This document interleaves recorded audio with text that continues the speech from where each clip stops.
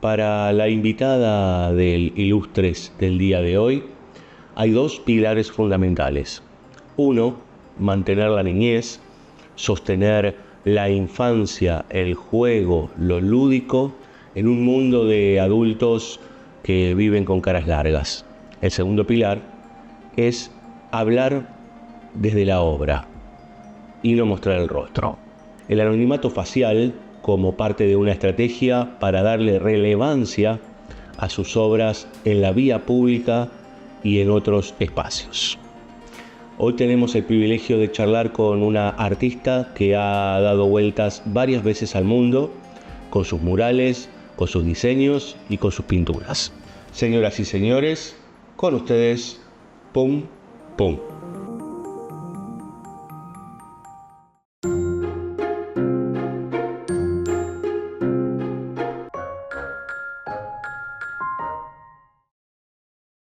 Antes de Pum Pum eras Jimena, y quisiera llevarte a esa infancia, que yo sé que tiene mucho que ver con tu arte, pero que me Sí, cuentes un poco cómo era tu infancia y el vínculo que tenías con el dibujo. Porque a veces, digo, los que ya tenemos algunos años entendemos que había cosas que hoy ya no están, como por ejemplo la calle, como por ejemplo los distintos vínculos con los chicos y chicas. Bueno, ¿cómo era un poco esa pequeña Jimena? esa pequeña Jimena. Y yo creo que, bueno, es como vos decís, creo que hay mucho de esa pequeña Jimena que todavía está vivo, entonces, y que- o que trato de mantener vivo, pero hay algo que perduró. Y veo las fotos de mi niñez y me hallo ahí, que eso es algo que creo que tengo que mantener vivo, como de dónde vengo, quién era, qué sueños tenía. Digo, eso me gusta como una pulsión, seguir recordándolo. Creo que mantener el dibujo hace que esa niña siga viviendo en mi interior, pero en esa infancia yo estaba, mi viejo en ese momento, bueno, pintor, escultor, mi mamá psicóloga, nada, había una casa con mucha información, de mucho libro, mucho arte. Era común ir a ver alguna exposición como plan familiar y algún museo. eh, Nada, era como una biblioteca muy disponible a mirar cosas, y eso creo que inevitablemente yo ahí generó alguna marca, porque creo que tener esa naturalidad de que el acceso al arte y a los libros nada, me, me marcó evidentemente.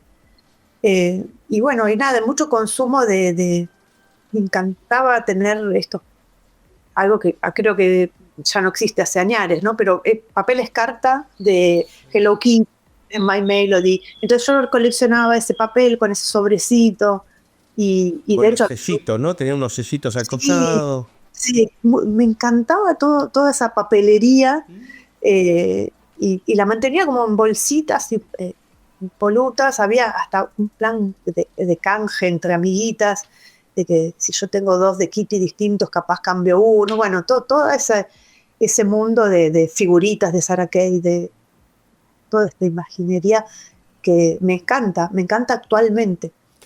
Así que evidentemente hay algo ahí, o mucho del mundo japonés, ¿no? De la ilustración y eso, pero Hello Kitty, My Melody, todo ese combo de Sanrio me impactó muchísimo, y nada, preservé cosas hasta el día de hoy, y gracias al universo sigue estando vigente Snoopy, y sigo pudiendo consumir hoy esas cosas que consumía cuando era chiquita. Ahora, ¿tu infancia se repartía entre jugar con amigos o en las casas o en las calles y dibujar? ¿O había algo preponderante? Porque hay algunas o algunos artistas que se encerraban a dibujar horas, y el mundo pasaba rápidamente. Mira, dibujar sí, siempre me encantó. De hecho, era algo que hacía todo el tiempo. Creo que, bueno, como cualquier niño, ¿no? Me parece que hay algo que esa pulsión expresiva que es medio innata. Eh, me encantaba, me daban acceso a tener también lápices y cosas, colores, como que eso era accesible. De hecho, creo que habré arruinado varias acuarelas y materiales de mi padre en su momento, que no estaban tan permitidos, pero bueno, ¿Se que enojaba por ahí mucho? eran profesionales y yo lo estaba usando como algo escolar. Sucedió. ¿Se enojaba mucho cuando le...? No, la verdad que yo, sabes que con el tiempo vi que había libros de, por ejemplo, de Van Gogh, de mi viejo, y que estaban intervenidos por mí con marcador. O sea, han sido muy permisivos en ese punto. Pero bueno, se ve que en ese momento yo me consideraba que estaba a la altura de poder intervenirlo y no hubo ahí límites, así que bueno. Pero me parece que ese espacio que me han dado mis padres, me parece que lo considero como algo súper valioso, que después se continuó en el tiempo, ¿no? El que hacer lo que vos quieras sin ninguna presión, se continuó hasta en todas las decisiones que tomé en mi vida y con un apoyo total. Y eso ahora yo lo valoro mucho y se los digo, no me canso de decírselo, porque es tener una familia que te apoye en tu camino artístico, en un país también como que por ahí en muchos momentos era como te vas a morir de hambre, ¿no? Pero me parece que es un privilegio total que una familia te pueda dar no solo techo y comida, sino también oportunidades. Eso lo considero un privilegio total y estoy consciente de que lo tuve dentro de una familia clase media. Trabajadores. Muy trabajadores, que mis padres han venido desde muy abajo, o sea, no hay un linaje de ningún tipo, sino vivían literalmente en conventillo y de ahí para arriba. Entonces ese trabajo y esa visión que tengo del esfuerzo me hace estar más agradecida de las oportunidades que me han dado, ¿no? Claro. Así que en eso soy como muy consciente y agradecida también de esa situación. Vos sabés que, sin ánimo de romantizar, pero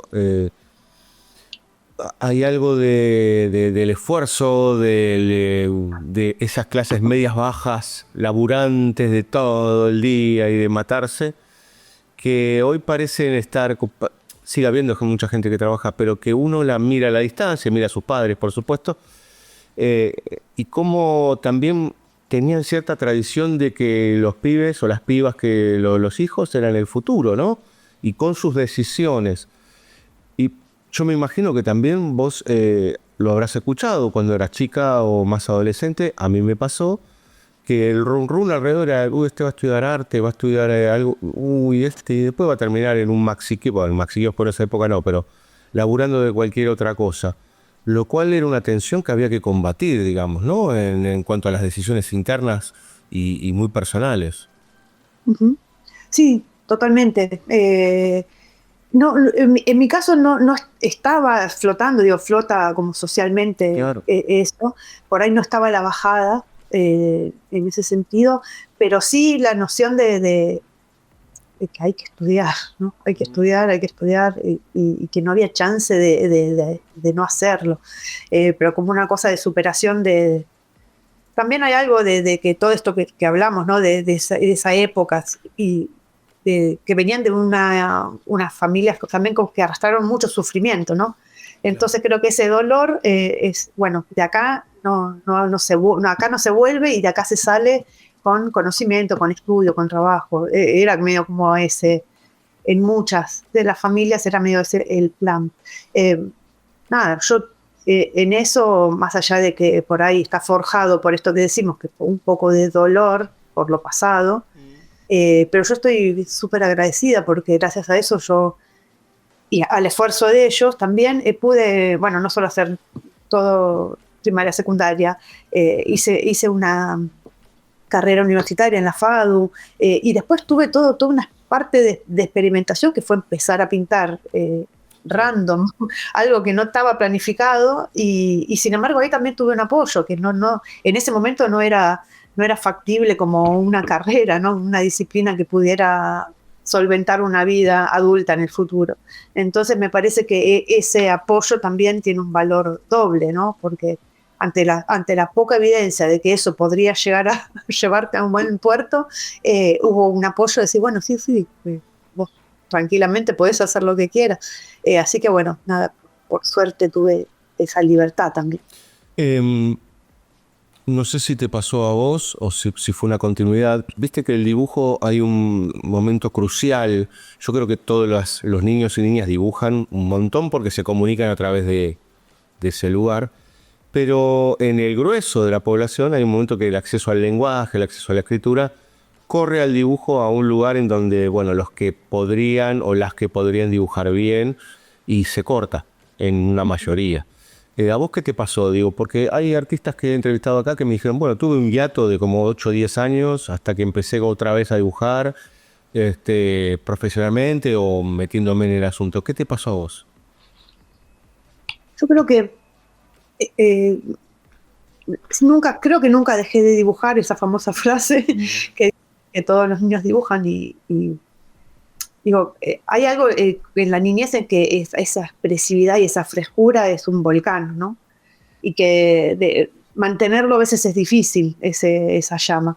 Yo a mí me gustaba mucho y realmente lo mantenía, pero como una cuestión muy de, bueno, lo hago en casa como algo personal, medio como, no aspiraba que eso fuese como una carrera, ¿no?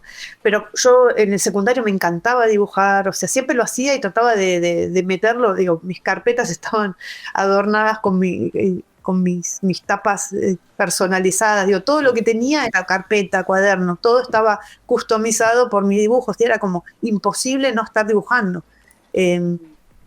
Después, bueno, decidí, estaba ese vector que genera el término de la secundaria, empezar a ver qué era lo que quería hacer. Yo sabía que algo relacionado con el dibujo, nada, evalué mil cosas, Bellas Artes, digo, de hecho fui a un montón de lugares como a visualizar cómo era el lugar. También me gustaba arquitectura, no sé por qué, pero bueno, me fui un día a la FADU, así muy, desde mi secundario me fui a la FADU a ver cómo era. Digo, me parecía que había algo que quería olfatear, ¿no? También. Semejante monstruo, el pabellón Sí, 3, ¿no? Era monstruoso para la escala de la que venía yo, ¿no? Como un pequeño secundario y caer ahí con el colectivo en esa monstruosidad no me alejó, sino que me generó como una intriga de decir, bueno, y veía gente como pintando afiches en el piso y pasaba por encima los talleres son muy vidriados, o sea que podés como mirar mucho qué es lo que sucede adentro, y veía gente con maquetas y póster pegados en las ventanas y esas famosas enchinchadas que le dicen que son las colgadas en los talleres donde todos muestran. Digo, todo eso me pareció una locura. Digo, si esto sucede, yo quiero estar acá. Y me anoté en diseño gráfico como muy inconsciente, porque realmente no era que tenía como... hice la carrera, me encantó. Y por ahí, yo creo que ahí, si vos decís el hiato, creo que ahí en la facultad suspendí un poco la continuidad del dibujo. Era como, lo seguía haciendo, lo trataba de meter en algún proyecto que podía, porque siempre el dibujo era como una colaboración sustancial si querías hacer cosas. Claro. Pero en algún punto la compu empezó a ganar espacio y además yo también en paralelo en que estudiaba diseño, empecé a trabajar en un estudio de diseño gráfico, también empecé a dar clases como ayudante, todo muy en paralelo con el estudio. Entonces era, el diseño empezó como a tomar mucho espacio y la ilustración quedó medio relegada a eso, como a los momentos de placer minúsculos que había después de todo lo que hacía, porque también trabajaba, estudiaba a la tarde, noche, y entonces era como full ocupación, más muchos días que estaba de ayudante en una cátedra de diseño, entonces era como el diseño cooptó todo y no había mucho espacio para la expresión artística, porque sí, era distinto, era una carrera distinta, no había ilustración en la grilla. Claro, ahora está el gráfico de FADU. Ahora está, sí. De hecho, di clases en Roldán también, en ilustración, pero no, nada de eso. Acá en estas Mira, sí, bueno, es una materia hermosa y me hubiese encantado tenerla en su momento. yo en paralelo también trabajaba en un estudio de diseño que hacía diseño de tapas de discos, que se llamaba Top Zona de Obras, que estaba en España y Argentina. Y entonces diseñaba mucho. A mí la música también es como uno de mis columnas fuertes, ¿no? El mundo de la ilustración y la pintura, pero la música siempre giró toda mi vida muy alrededor de eso, de mucho recital, de mucho consumo de música constantemente. Y este trabajo de diseño de tapas de discos fue como me absorbió mucho, digamos. Claro. Me encantaba, pero me absorbió totalmente. Entonces ahí creo que un poquito me alejé de esta continuidad del dibujo, perdón, que retomé ahí en esos años posteriores. Mira, charlando ahora que entró Fadu en la charla, lo digo porque yo estudié Fadu también, pero estudié imagen y sonido, y tengo la suerte de ser docente ahora en Fadu, y lo cual es algo como uno está en esa pecera todo el tiempo, Sí. Viendo de todo. Y charlando con una amiga de gráfico que estudió hace unos años ya, ella me decía, yo siempre me pregunto si lo que estoy haciendo acá y mi profesión como diseñadora gráfica es arte o no. Y teníamos discusiones, porque yo venía de Bellas Artes, qué sé yo. Y ahora que te tengo a vos acá, con toda tu experiencia, digo, y hacías ahí como una diferenciación entre lo que es estar en el taller y tuyo, pintando o dibujando, y el diseño gráfico. ¿Qué considerás que hay diferencias esenciales o porque tiene que ver con hacia dónde se apunta o hacia dónde va dirigido la Sí. obra, el proyecto, objeto, etcétera? Y fundamentalmente yo creo que en algún punto yo, después de tantos años de trabajo en diseño, a mí por ahí lo que me cansó un poco es, nada, es medio caprichoso, pero tenés un cliente al que tenés que corresponderle con un trabajo que sea acorde a lo que estás pidiendo. Y más allá de que siempre vas a proponer tu mirada, tu forma de diseñar, tu forma estética y digo, que hay una parte, un componente muy personal, porque está bueno, digo, me parece que después lo que haces en tu vida más artística es mucho más libre, creo. Entonces, o por lo menos yo me hallaba en eso, encontraba que tenía libertad de sentarme y proponer lo que quiera, ¿no? Y que después había alguien al que le gustaba o no, o sea, venía como esa otra distancia. Nada, me parecía, no sé, más placentero eso.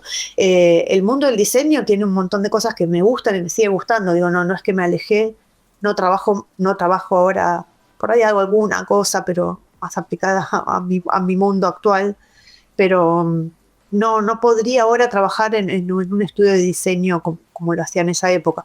Digo, hay cosas que tenés que responderle a un cliente. Digo, eso me parece que es el cambio fundamental. Y las cuestiones utilitarias, me imagino, ¿no? O sea, el objeto visual en función de una utilidad, digo, porque no necesariamente en el arte las cosas tienen que ser útiles para algo. Claro, sí. Me parece que esa parte caprichosa que tiene la disciplina del arte está bueno, digo. Claro. No sé si suena bien, pero me parece, a mí me gusta mucho, porque digo, la gestación de lo que haces es personal, es 100% personal, o por lo menos en mi caso, no tengo estrategias de a quién voy a llegar o no, o a quién le pueda gustar o no. Digo, es 100% lo que me gusta hacer a mí, lo que me hallo cómoda, lo que disfruto. Y nada, si después eso funciona y a alguien le gusta, es como ganancia total, ¿no? Y ahí funciona esa maquinaria. Pero la gestación es tan personal y disfrutable que creo que nada, es lo que me hizo saltar de vuelta a lo que desde niña me gustaba hacer, que es esto de dibujar y pintar. Haces mucho hincapié en la niñez y entiendo que te quedó el nombre también Pum Pum, te lo puso un amigo, creo, pero Sí. que mucho tiene que ver también con esto de la niñez y parte de lo que vos producís en tus obras. ¿Cómo sostener eso? Mirá, porque una vez me escribió una estudiante y me dice, Diego, ojalá nunca te vuelvas, cuando seas más grande, un viejo amargo Y a uno le van pasando cosas, se va alejando cada vez más de la niñez. Y cómo tratar de evocar eso o tratar de emular esa frescura, ¿no? Que es, yo no sé si hay un método o si es tratar de seguir siendo natural. Sí, yo creo que en algún punto ser flexible, ¿no? Mantenerse flexible, no rigidizarse en ningún aspecto de la vida. Pero eso es ser curioso, como mantener esos impulsos que tenías cuando eras niño. También eso, ser auténtico suena medio como una frase medio cliché, pero es no irte del camino que soñaste, ¿no? Me parece que en algún punto es esa autenticidad medio como de muy, muy interna, ¿no? No declamatoria, sino muy, muy personal y muy interna. Me parece que si vos mantenés creo que sí, son esas líneas. Yo creo que mantener el asombro y la curiosidad es muy fundamental. O sea, estar observando el mundo todo el tiempo con ese asombro, pero también con la curiosidad, que es lo que te impulsa hacia adelante. Y mantener la parte genuina también es como no traicionarte, ¿no? Decir, bueno, no voy a torcerme por el mercado, o también hasta, que esto por ahí suena como un privilegio, pero por ahí poder decidir qué trabajos hacer, porque no querés traicionarte, porque no querés trabajar para por ahí algo que considerás que no es correcto, ¿no? Entonces, mientras puedas mantener eso, y no sé, siempre pienso, digo, ahora estoy por ahí con vos hablando mucho de la niñez, no suelo tener esto tan presente, pero sí lo considero como algo que nada, disfruté mucho esa etapa, y siento que si hoy esa niña viera el camino, creo que estaría bien, como diciendo, está bueno, mira, está bueno. Por ahí hubiese estado bueno tener un poco más confianza en ese camino, como no tantos miedos, no tantas. Pero bueno, las bifurcaciones y las dudas son parte, ¿no? De lo que te genera después una personalidad o una forma de ser. Pero me parece que pensar que esa niña estaría orgullosa del camino te mantiene un poco en ese estado de no traición a tu propio ser, ¿no? Hay algo. Es muy bonito pensar o tratar de proyectar a uno mismo mirándose, digamos, ¿no? Pensando sobre todo que estamos en un... Bueno, vos también lo sabrás hasta mejor que yo, el camino de la inmediatez, lo charlábamos antes de grabar, esto de que todo es muy al palo, muy rápido, las imágenes corren por todos lados, y el poder poner un freno y mirarse a uno mismo, pero no como el ego, sino como vincularse con esa esencia, que es muy difícil, ¿no? En estos tiempos tan veloces. Sí. A mí yo trato de no subirme mucho a eso, porque las veces que me he subido a esa vorágine me fue mal, me sentí mal, no, realmente no la paso bien. Me doy cuenta que mis formas es como esa autorregulación, ¿no? Que necesitas para estar bien. Y que necesito el tiempo para dibujar, para observar, para... La búsqueda de la inspiración necesita tiempo, la gestación de ideas necesita tiempo, la respuesta a un trabajo laboral real necesita tiempo. Yo considero que también uno tiene que entender cuáles son esos tiempos, esas formas, y tratar de respetarlas, aún en medio de estos tiempos que son oscuros, digo también, ¿no? No voy a ser tan naif de pensar, digo, el mundo está torciéndose para un lado que no está bueno, por lo menos para mis ojos. Entonces digo, como sostener estas formas y tratar de mostrar un poco de esto y de la dedicación de hacer un dibujo a mano, ¿no? Y con su tiempo, y de por ahí hacerlo 10 veces para que quede bien, el que el boceto es previo para después pasarlo, si quiero, a la compu. Digo, eso es una pavada, pero es un tiempo, y me gusta, hasta me gusta mostrarlo. De hecho, en mi Instagram me doy cuenta que muestro un montón de cosas que hago durante el día, que un montón de tiempo me lleva a cuidar mis plantas, por ejemplo. Y eso me parece que es eso, es parte de mi autorregulación. Como si me regula, ¿no? En mi sistema nervioso, casi te diría, mi mente, mi cabeza, mi forma de ver la vida, Claro. la paciencia. Y eso también repercute en cómo después quiero trabajar, cómo quiero dibujar, cómo quiero pensar un proyecto. Por ahí son tiempos más pausados, en donde masticás más, que no van en estos tiempos, digo, pero bueno, nada, trabajaré menos, no sé, me iré acomodando a los tiempos, pero trato de preservar eso. Hablabas de las plantas. Yo lo primero que pensaba, me recordé yo en mi pequeño patio que tengo, hablándole cuando le estoy tirando agua. Yo digo, o estoy loco, o en realidad es como ese momento en donde uno lo único que está haciendo es vincularse un poco con otro tipo de vida que no sea los mensajes electrónicos de ceros y unos, ¿no? Total. Que a veces puede ser muy alienante, y me imagino que vos en un trabajo como el diseño, y sobre todo cuando ya te piden cosas muy grandes, puede ser un peligro. Sí, sí, porque podés trabajar en contra tuyo en ese punto. Claro. Y creo que no es productivo tampoco. Me parece, está bueno, pero bueno, digo, por este lado está bueno esto, vuelvo a decir, autorregulación, otra cosa que no suelo decir, pero me parece que está bueno entenderse y conocerse mucho para saber en qué momento podés estar desviándote, estás pifiando mucho y no dejarte llevar por esa locura. Es difícil, porque yo tengo momentos en donde estoy estresadísima, que tengo que llegar a un deadline y bueno, sí, estoy bajo presión y bueno, muchas veces, a veces no voy a negarlo, uno por ahí procrastinó y funciona mejor bajo esos deadlines estrictos. Pero por ahí hablo más de no dejarse llevar por todo, no sé, el Instagram ahora hay que hacer reels, que en donde se te vea la cara y hables y hagas explicaciones y ponerle no sé qué. Jamás me voy a subir a esas cosas. De hecho, esto de no querer mostrarme, y digo, es como una decisión que va en contra de todos los algoritmos posibles. Yo Entonces digo, bueno, lo tengo que entiendo como una declaración de permanecer ahí. principio, ¿no? Lo entiendo como una Digo, declaración de principio en algún punto. No mostrar tu rostro, sino que las obras hablen por vos. a mí un poco sí, digo, se gestó así desde un inicio porque tampoco me interesaba mucho hablar de algo como personal. Digo, me gusta que se conozca mi trabajo, que guste o no, digo, me gusta escuchar o observar lo que genera, pero no siento ninguna necesidad de mostrarme ni de auto, no sé, no lo siento.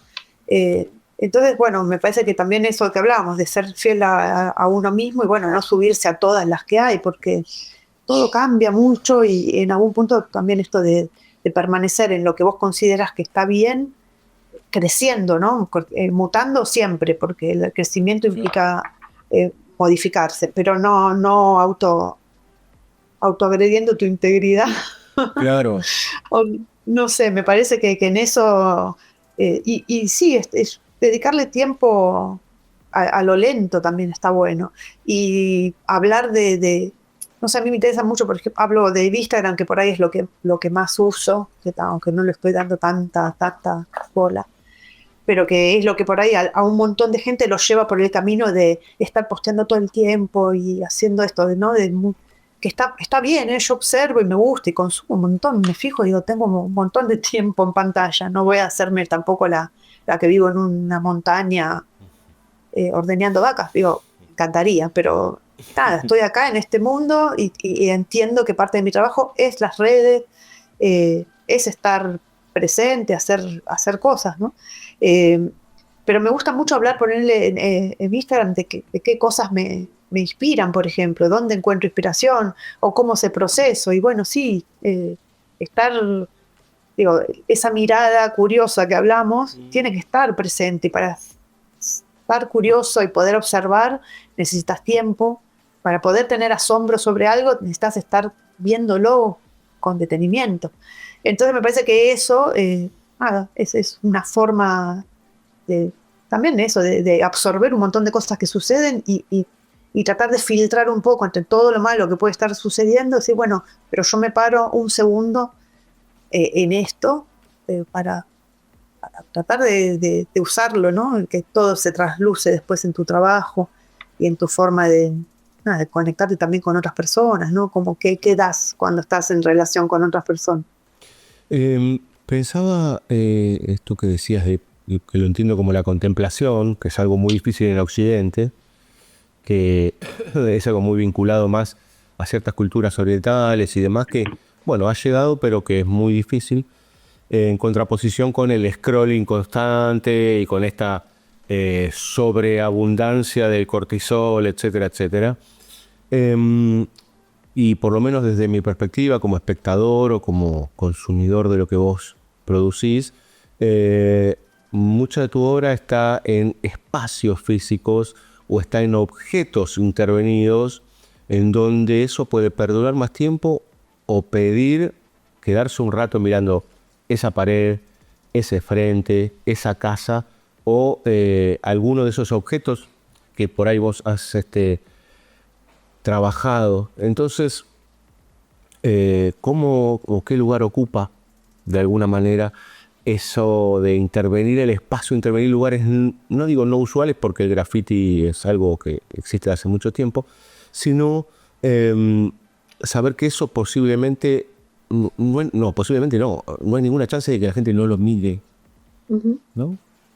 Sí, a mí sobre todo esto de pintar en la calle, algo que a mí me parece fascinante, me parece algo que cada vez que sucede lo sigo disfrutando como el primer día, porque estás interviniendo en las vidas de las personas que circulan por ahí, una persona que está en bici, en bondi, el que vecino. Yo tengo mucho respeto por eso, porque la ciudad, en la que todos participamos de alguna manera, no piden tener ese mural, entonces se les impone. Si al imponerse les genera algo bueno, digamos, como les cambió ese minuto de estar yendo al trabajo y ver algo, y ver un relato ahí, o encontrar algo, o poder depositar algo en eso, a mí me parece que es como una inflexión positiva en una ciudad que también es bastante, ¿no? Siempre las ciudades son un poco agresivas, pero Buenos Aires sobre todo, como tantas otras, pero sí, tiene es un motor fuerte, prendido, rugiendo constantemente. Todo el tránsito, las construcciones, los edificios que cada vez son más. Hay algo que es un poco, no quiero decir violento, pero sí tiene una cosa así, como una impronta fuerte. Y conseguir generar esos momentitos de pausa o de un gesto, algo poético, un relato, o que generen algo en una persona random que está caminando por ahí. A mí me parece que es un montón, disfruto un montón haciendo, disfruto el proceso de los murales, que creo que es lo que más disfruto, más que la obra ahí terminada. Que la obra ahí terminada es una foto y puede durar o no, pero el momento en que lo estoy haciendo, esos días, porque en general son días en los que estás yendo ahí, encontrás esa interacción con la gente, con los que viven ahí, con los vecinos, o con el que transeúnte que anda por ahí, y se generan relaciones muy fuertes, unas charlas, y es súper agradable eso. Me parece que es algo que humanamente, no sé si otra disciplina genera ese nivel de conexión con un extraño. O sea, se levantan un montón de barreras cuando la gente te ve pintando ahí, porque se te acercan a hablar, cosa que por ahí, en el día, yo uso mucho la bici, ¿no? Pero, por ejemplo, yo subo al colectivo y le digo buen día. Me gusta mirarlo al señor y decirle buen día. Y digo, se te está perdiendo esa conexión de la trama en las urbes. Pero en el caso de estar pintando, se atraviesan. O sea, la gente se acerca y te pregunta y te dice, opina, pero desde niños hasta ancianos. Y se levantan barreras que a ellos mismos los hacen hablar de cosas que capaz olvidaron. Yo cuando era chico, tal cosa, y por ahí viene alguien a mostrarte algo que hizo, o algo que vio, o qué le genera lo que estás haciendo. Eso me parece que es algo como muy único en esta disciplina, y me parece que es lo mejor que tiene, sin lugar a duda. Aparte, también es como una contracara de la típica imagen de él o la dibujante en su estudio solitario, que también es parte del asunto, pero cuando estás ahí, me imagino que ya el vínculo con el ruido, con la calle, con los demás, es como que todo también varía. Me imagino que también en el proceso del armado que estás ahí proponiendo, ¿no? Ujú. Sí, porque también acerca algo artístico a cualquier persona. Digo, no tiene que ir a ningún lado, no tiene que ir a un libro, no tiene que ir a una galería, no tiene que pasar por un museo. Y eso para mí genera como, nada, algo inevitablemente es positivo, aunque no le guste, creo, ¿no? Está viendo algo que está sucediendo y está viendo el proceso de lo que está sucediendo, después ve el final y digo, genera una valoración de algo. Y nada, yo siempre, la relación que tuve con la gente en los procesos de murales fue súper positiva y están como agradecidos y salen charlas súper hermosas realmente.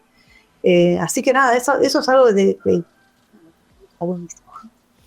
Eh, Hay algo más ahí que es que, digo, vos también trabajás mucho en tu taller, pero por lo que pude ver, de estar ahí con los soportes y demás, pero el trabajo en un espacio público implica algo inevitable, que es la degradación. Ujú. ¿Cómo te llevas con eso? Sabiendo que, no digo que va a venir un idiota y le va a escribir arriba, o lo que digo es que el tiempo inevitablemente, excepto que se mantenga o haya un proceso constante de mantenimiento, no, no digo que va a desaparecer, pero que va a mutar indefectiblemente. Sí, pero yo estoy como súper amigada a eso, me parece como hasta positivo. Nada es permanente en la vida, ¿no? Pero esto, creo que por eso está bueno poner la lupa no en la foto final, sino en el proceso. Cuando pones la lupa en el proceso, lo demás ya está. O sea, sí, me voy a quedar con ese recuerdo, sacaré una foto cuando termine, porque eso también me gusta, tener el registro de algo que sucedió, pero no me aferro a ese mural como algo, como una cucarda, ¿no? Me digo, ay, Claro. este lo dice. Y de hecho tampoco no sé, las cosas monumentales y eso, no ando en esa. Me encanta hacerlo, grandes o chicos, pero no entiendo eso, que es efímero, que sucede y que la calle, nada, puede venir alguien a tirarle un, un grafiti arriba, lo pueden tapar porque no le gustaron, lo pueden bardear, nada, se puede destruir porque se cayó la casa y hicieron un edificio de Durlock. O sea, puede suceder todo eso, es parte del juego. Digo, pensar que no es como, ¿para qué lo sé? ¿No? Pienso yo. Claro. Eh, pero bueno, creo que también es parte del manejo del ego, ¿no? De que no pasa por ahí, por lo menos a mí. Digo, bueno, después sí, hay una parte real, y decís, bueno, invertiste un montón de tiempo y trabajo y dura un día, y decís, uff, qué garrón. La verdad es que sí. Pero pasa por otro lado, creo, ¿no? No aferrarse a una cuestión de ego, a ese trabajo que hiciste. Y de hecho, nada, me doy cuenta que ahora que pienso, las firmas de mis murales son bastante pequeñas en relación con la escala del mural. Y creo que pasa un poco por eso. Bueno, calibremos el ego cuando hacemos un trabajo, porque el disfrute o el placer o lo que uno da, por ahí pasan por otros canales. Creo yo, no sé, por lo menos eso pienso. Ahora tuve esa relación con lo efímero de esa parte laboral que son los murales. Pensaba lo que decías de la firma pequeña, y que en realidad la firma no es esa, sino es lo que está dispuesto ahí, ¿no? O sea, la imagen. Uh-huh. Sí, seguramente hay algo por ahí reconocible en eso que pinto y nada, me alegra que si es así, si la gente lo reconoce de esa manera. Digo, es como, está buenísimo que suceda. Claro. Pensaba en el diseño o el momento previo o el pensar, y yo siempre tengo en mente el proceso que tiene que ver con enfrentarse a la página en blanco o a la primera instancia de entre muchas comillas, vacío a completar.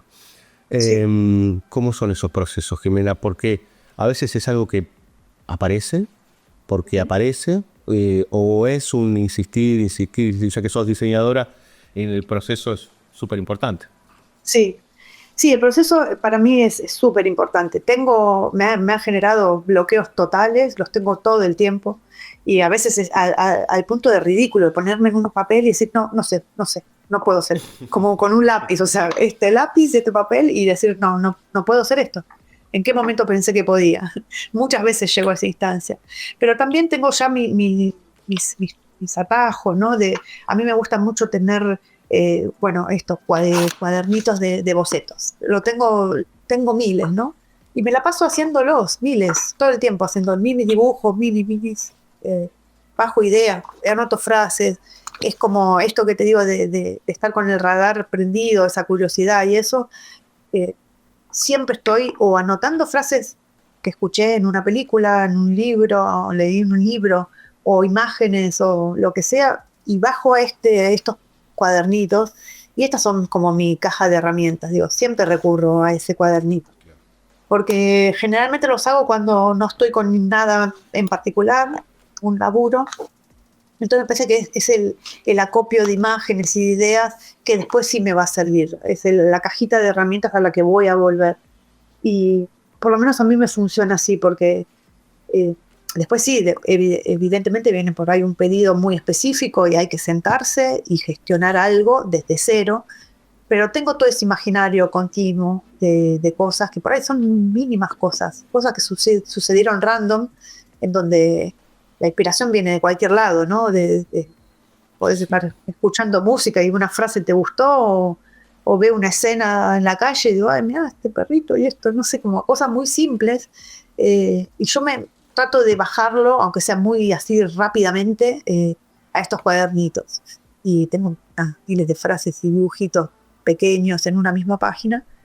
Y recurro a eso en general, a ver qué hice en algún momento, qué cosa me pareció importante hace 6 meses. Y de ahí siempre algo rescato, o funciona como un trampolín para tirar algo distinto, o resolver cierta imagen.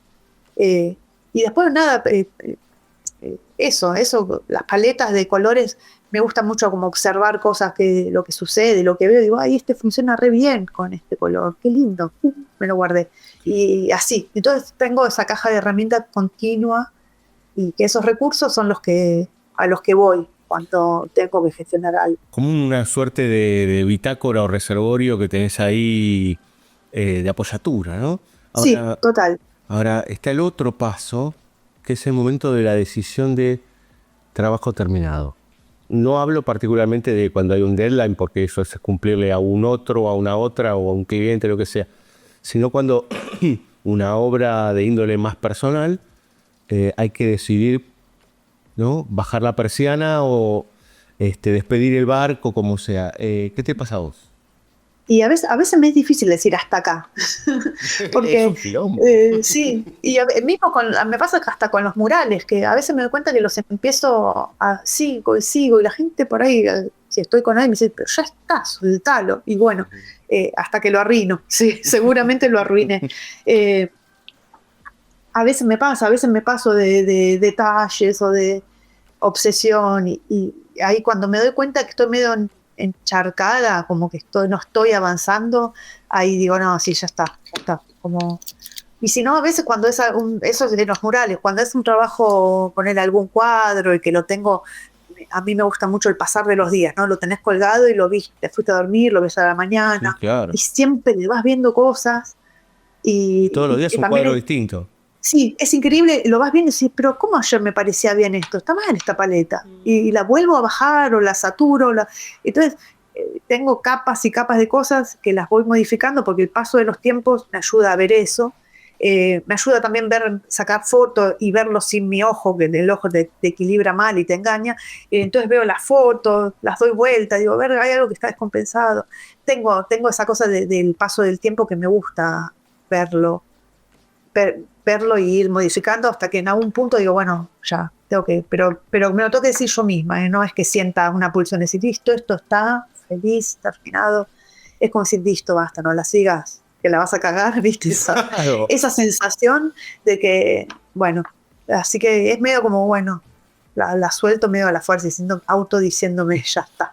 Es un poco esto de una línea más y se pudrió todo acá, ¿no? Y la cagaste, sí. Y después la vas a tener que tapar o vas a tener que hacer, sí. Me pasa mucho, yo hasta en los murales me pasa que armo los colores, empiezo a pintar y me doy cuenta que no funcionan. Una vez secos y plasmados en la pared, Bueno, claro. cambian. Y digo, esta paleta no está funcionando. Y hasta que digo, está el color. Vuelvo a repintar todo. Y eso por ahí implica un día más de laburo. Pero bueno, me doy cuenta que necesito que mi obsesión esté calma y que suceda. No, si está mal, no lo voy a poder seguir viendo. Porque, Entonces lo tengo que hacer. claro, porque aparte, no sé, pienso, estás pintando, no sé, el acrílico y el brillo del acrílico húmedo no es lo mismo que cuando seca, por lo tanto ya son dos colores distintos. Total. Y la luz no pega igual, y dónde lo ubicaste. Sí. Es como, digo, inclusive me imagino que en el caso del arte urbano que haces vos, digo, hay un montón de implicancias con la luz y las luces y sombras que pueden aparecer ahí, que te pueden modificar a vos en el proceso de la percepción, ¿no? Sí, totalmente. Sí, hay un montón de factores. Y además también esto de, en verdad, por ahí el mundo del mural, yo sigo siendo, en eso no evolucioné, porque el mundo del mural también tiene una cosa que es, la escala es enorme o grande, y hay un montón de detalles que no se ven, que es la realidad. El ojo humano va pasando por la calle y lo ve de cierta forma. Pero yo en eso no puedo soltar la necesidad de que las cosas terminen como un vector. Necesito que quede prolijo, que el color esté bien, que la pincelada, o sea, me obsesiona tener los trazos. Soy medio obsesiva de los trazos. Y me gusta que esté perfecto, aunque esté a un piso para arriba y que nadie lo vea. Pero bueno, eso que te digo también forma parte del proceso, me tengo que quedar conforme. No me gustaría terminar con una línea así, medio desorientada. Me gusta que quede neta, que el corte de los colores, que la saturación funcione. Pero sí hay que tener en cuenta un montón de factores y que según la pintura que uses, algunas se van a degradar por el sol y van a quedar hechas como unos colores pastel que vos no quisiste, pero bueno, es parte. Una de las últimas, Jimena. Estamos hablando mucho, por lo menos charlando con vos, algo que tiene que ver mucho con las manos, el hacer, el poner el cuerpo, el cabeza y cuerpo, digo, y espíritu y todo esto. Y hay algo que a mí me ocupa y me preocupa en algún punto, que es esto de esta, como diría Baudrillard, la simulación, digo, el simulacro de arte a través de inteligencias artificiales. Y vos sos una diseñadora y además una artista urbana, lo cual implica cosas tangibles.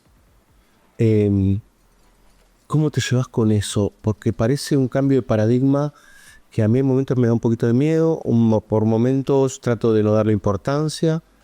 ¿Qué te pasa a vos? Porque me imagino que por todo lo que hablamos, algo tenés ahí dando vueltas, pensado. Uh-huh. Sí, por ahí no tengo una postura muy, porque siento que está sucediendo, ¿no? Estamos en tiempos de inflexión total a nivel mundial, es algo que avanza y que no vamos a poder cambiarlo, ¿no? Creo que sí, a mí no, por ahí no estoy tan metida en ese mundo y está mal, porque también hay que entenderlo, digo, es algo innegable, está sucediendo y la ola va a seguir y nos va a llevar puesto todo, y en algún punto es bueno, o remamos de alguna manera o nos quedamos estáticos y nos pasa por arriba. Yo entiendo perfecto que es algo que va a suceder, que está sucediendo, que va a avanzar. Es un poco por ahí oscuro a nivel, por ahí con los datos, ese mundo tan falso que puede llegar a suceder. Eso me preocupa un montón. A nivel artístico no le encuentro valor, o sea, no le encuentro ningún valor hasta el día de hoy, pero puede ser que se vaya mutando. Por lo que verás, no soy usuario de ningún tipo de... Pero sí sé que la voy a tener que no digo amigar, pero voy a tener que entenderla, voy a tener que estudiar para comprenderla, aún sin ninguna necesidad, ningún gusto por ella. Claro. Pero, digo, de hecho, me parece bastante nefasto que la gente piense que el arte generado por inteligencia artificial tiene algún valor. O sea, para mí puede tener sí, es rápido, te soluciona ideas, no sé, a una agencia me imagino que presentar los bocetos de algo que antes necesitaban un fotógrafo, un ilustrador, un no sé qué, ahora lo presentan haciendo un prompt de 2 minutos y que eso les soluciona la vida. Estoy de acuerdo que para un montón de gente es muy valiosa, pero no le encuentro un valor artístico a algo que está generado de esa manera. No por lo menos ahora, no sé cómo va a evolucionar, creo que es eso, sentir que estamos en una etapa en donde la inflexión es total, innegable, y que todavía no puedo llegar a interpretar la magnitud y el, y el, o el camino que va a tomar. Yo veo todo medio oscuro, la verdad que no voy a negar que todo está medio distópico a nivel mundial, y que en esa distopía mantenernos como, nada, primero como una noción de comunidad, una noción de los valores de las cosas hechas por el humano, sostener eso como el amor por las personas que nos rodean, digo, sostener eso creo que va a ser nuestro escudo, nuestra forma de protegernos ante cualquier cimbronazo que está sucediendo y que pueda seguir sucediendo, pero también no desde un lado del abuelo de los Simpsons, no, a mi época, no, esto. Digo, hay que aceptarlo porque ya está entre nosotros, claro. Es algo. Pero bueno, me cuesta ponerme en una postura muy específica porque realmente no la utilicé para generar nada. Entonces no usé el chat GPT, o sea, no charlé, claro, a ese punto. Pero sí, tengo un montón de amigos que me cuentan los beneficios de poder escribir un texto que te ayude, o sea, hacer traducciones, terminar, redondear ideas. Entiendo perfecto el valor que pueden encontrar en eso. No lo usé, entonces por ahí en ese punto yo lo veo como algo innecesario, pero bueno, que sucede, que uno no puede resistirse, ¿no? Pensaba si es algo utilitario y que sirve como herramienta, será una cosa. Otra cosa es, me quedo con algo que decías vos, del valor artístico. Cuando otra vez es este universo en donde casi que nos comunicamos más por imágenes que por palabras, entonces vale lo mismo el laburo de Jimena Pum Pum durante 5 días haciendo un laburo que algo que fue pronteado, digo, ¿se entiende? O sea, como todo en pareja para abajo, claro, en función de alguien con todo su bagaje, su vida, sus ganas, sus necesidades vitales, y un coso que repite, porque es una suerte de logro también, ¿no? Sí, total. Sí, porque además arma cosas según lo que ya está creado, ¿no? Claro, es una costelera. Yo sí, no le encuentro valor, pero digo, más allá de que te digo, veo todo muy oscuro el futuro realmente, ¿no? Estamos en momentos oscuros, pero quiero tener un poco de fe en la humanidad. Aún la quiero tener y quiero creer que eso, si nosotros mostramos que lo hecho a mano, también es parte de educar a las nuevas generaciones en cierta forma. Es decir, el valor que tiene esto que está hecho a mano, un artesano, un artista, alguien que le dedicó conocimiento, estudios, tiempo de su vida a generar algo.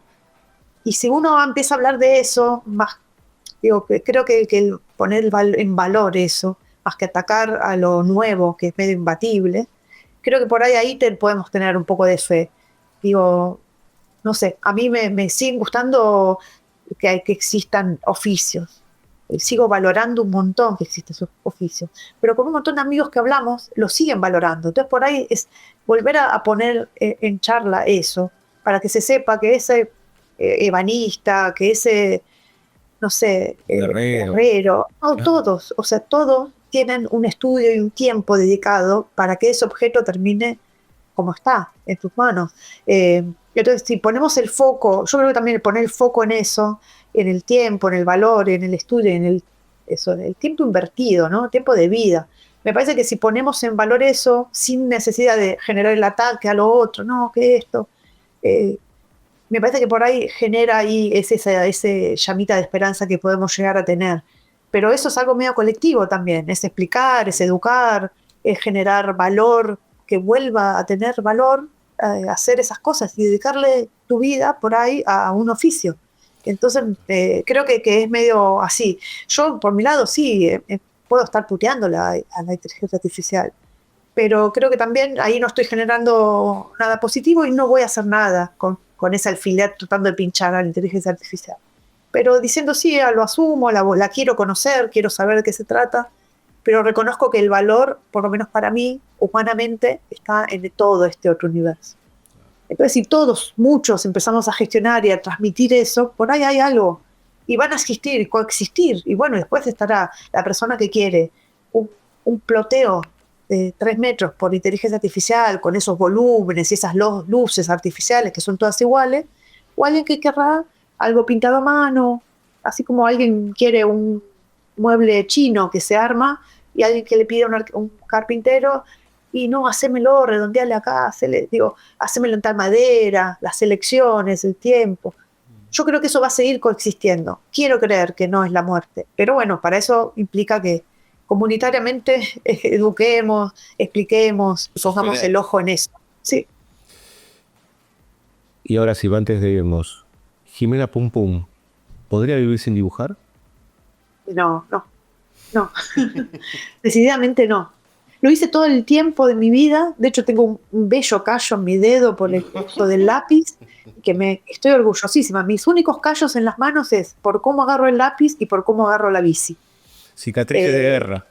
Y eso me define. Entonces es bici, plantas y dibujo. No podría vivir sin ninguna de esas. Bueno, música, la estaba olvidando. Que eso por ahí me genera un poco de sordera de tantos recitales que he visto. Pero creo que eso son las cosas que me definen, entonces no hacerlas sería como, bueno, listo, desconéctenme, ya está. Nada, pulsión de vida, ¿no? Jimena, muchas gracias. Bueno, muchas gracias a vos.